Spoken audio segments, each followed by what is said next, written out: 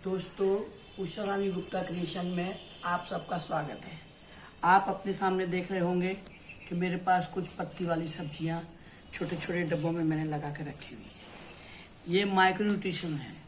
आप ये तो जानते ही हैं कि हर चीज़ जो माइक्रो होती है यानी अणु, परमाणु और न्यूट्रॉन, ये सबसे ज़्यादा हैवी होता है। तो ये जितना ज़्यादा माइक्रो उतना हैवी होता है और हमारे बॉडी को माइक्रोन्यूट्रिशन की बहुत आवश्यकता होती है जो हमारी बॉडी नहीं बनाती है। हमें उसको सप्लीमेंट के रूप में लेने पड़ते हैं। आप अगर जो मैं बता रही हूँ इसको आप बना के लेंगी तो आपको सप्लीमेंट नहीं लेने पड़ेंगे। अब आप कहेंगे सप्लीमेंट क्या होते हैं, तो सप्लीमेंट में calcium, iron, zinc, copper, magnesium, beta carotene, ये सब हमें हमारी बॉडी अपने से नहीं बनाती, तो हमें सब ये लेने पड़ेंगे। तो जो सबसे ज़्यादा माइक्रो होता है वो ज़्यादा ताकतवर होता है। तो इसको हम किस तरह से उगा सकते हैं और कैसे खा सकते हैं, ये मैं आज आपको बताऊंगी। बनाना बड़ा आसान है। ये मार्केट में तो नहीं मिलते हैं, लेकिन आप होटल में आज जाएंगी तो आप सलाद देती हैं तो सलाद आपको 150-200 रुपये प्लेट मिलता है। लेकिन आप मैग्नीशियम सलाद मांगेंगी तो वही सलाद आपको 300, 400, 500 रुपये का मिलेगा। लेकिन आप घर में इसको बनाएंगी तो ज़्यादा से ज़्यादा 10, 20, 25, 50 रुपये में आप अपना पूरा परिवार डेली खा और कई कई दिन तक इसको खा लेगा। और मैं इसको आसान इसके बनाने के लिए बाजार में नेट पर बड़ी बड़ी ट्रे आती हैं जिसमें छेद रहते हैं। हमें इसके लिए डीप बर्तन नहीं चाहिए।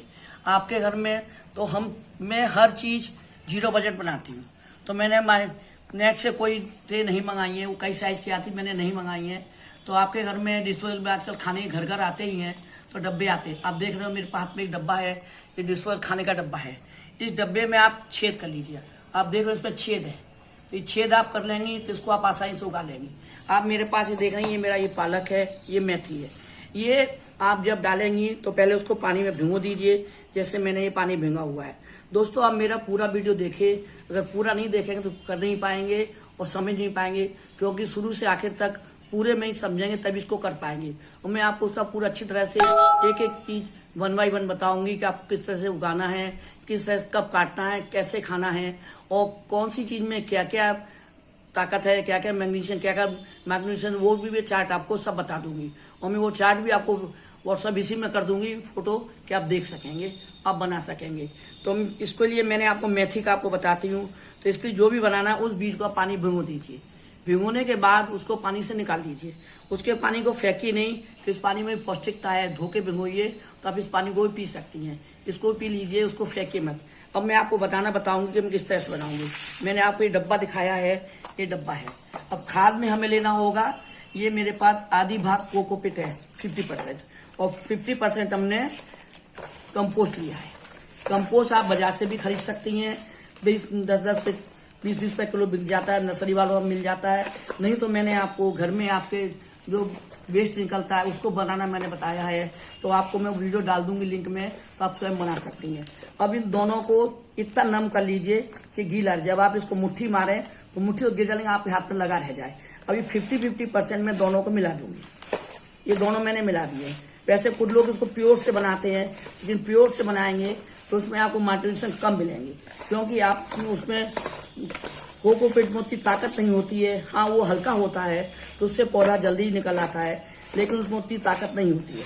और आप अगर कंपोस्ट मिला देंगी तो उसमें पौष्टिकता आ जाएगी। और कंपोस्ट में आप जो भी फल फूल जो भी खाती हैं सारा चीज़ उसमें जाता है, तो उसमें माइक्रोन्यूट्रिशन ज़्यादा होता है, तो ये ज़्यादा हेल्दी हो जाएगा। और कंपोस्ट में से कंकड़ पत्थर कुछ भी सब निकाल दीजिए, साफ कर दीजिए। अब आप देख रहे हैं मैंने खाद मिला दी है और इतनी गीली की है कि मैं मुट्ठी करी है तो मेरे हाथ में चिपकी रह गई है। अब मैंने जो ट्रे आपको दिखाई थी डब्बा, और आपका जो भी हो उस पर कर लीजिए, पर 6 दबस कर लीजिए। और नीचे आपको ठिक्कर नहीं लगाने हैं, ऐसे ही रहना है। अब हम इसको भर लेंगे इससे।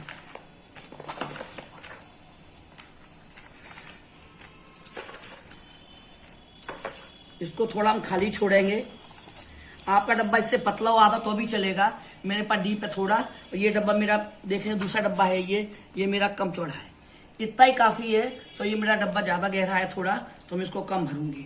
तो भरने के बाद मैं हाथ से इसको पहले इसको ठोक के ठीक कर दूंगी अच्छी तरह से, और उसके बाद धीरे धीमे हाथ से हल्के से इसको इस तरह से दबा दूंगी। ज्यादा मत दबाइए, हल्का सा दबाइए।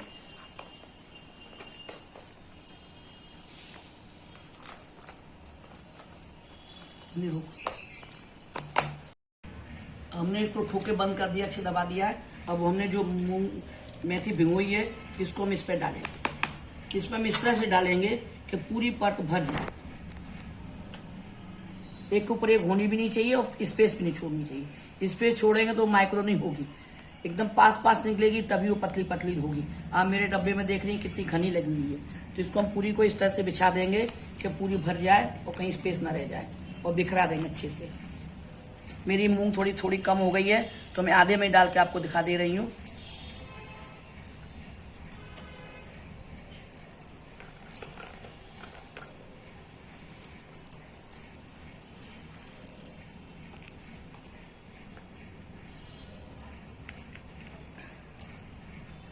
एक के ऊपर एक भी नहीं होनी चाहिए और स्पेस भी नहीं रहनी चाहिए। इस तरह इसको अच्छे से कवर कर दीजिए। इस पर बीज डाल दीजिए, बीज को डाल दीजिए। वैसे हम बीज डालते दूर दूर डालते हैं जिससे थोड़ी डंडी मोटी निकलती है, सब्जी अच्छी तैयार होती है। लेकिन नहीं, इसमें आप मोटी डंडी होगी तो वो उतनी हेल्दी, वो माइक्रो नहीं होगी। माइक्रो वो होगी जो आप देख रहे हैं कितनी महीन महीन है, वो होगी। इसके बाद हम इस खाद हमने तैयार की थी, उस खाद की एक सूत की परत, बस हल्की सी परत इतनी कर देंगे, बस ये ढक जाए, कवर कर जाए। बस ये कवर कर दिए, इतनी हमें डालनी है कि एक कवर हो जाए, बस ज़्यादा नहीं डालनी है। ज़्यादा कर देंगे तो निकल नहीं पाएगी ठीक से, क्योंकि बहुत पतली एकदम धागे की तरह से इसकी डंडियाँ निकलेंगी। तो ज़्यादा घना मोटा कर देंगे तो निकलेगी नहीं। और निकलने के बाद हम इसको बोतल से पानी, स्प्रे बोतल से ही, इस पर पानी आप स्प्रे से ही डालेंगी, वैसे नहीं डालेंगे।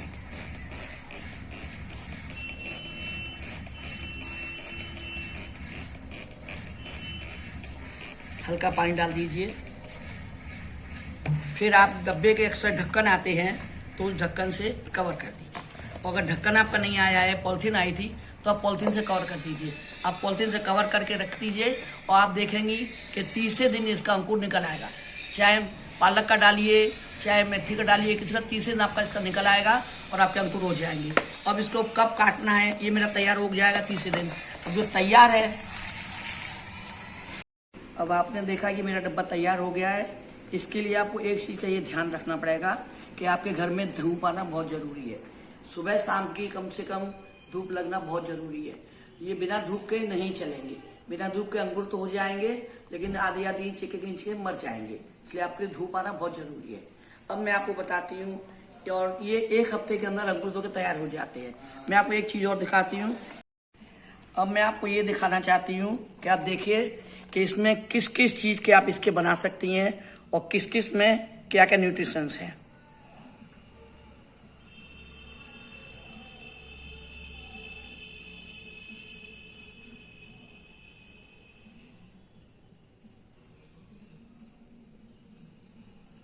और इसके साथ आपको ये भी देखना होगा कि आप कहाँ पर रहती हैं, तो वहाँ का मौसम क्या है। हर जगह हर बीज हर मौसम में नहीं लगेगा, लेकिन मेथी, पालक, मूली, धनिया, गेहूं, ये सब ऐसे हैं कि हर मौसम में लग जाते हैं। क्योंकि मेथी भी 12 महीने लग जाती है, पालक 3 मौसम का 3 तरह का अलग अलग आता है।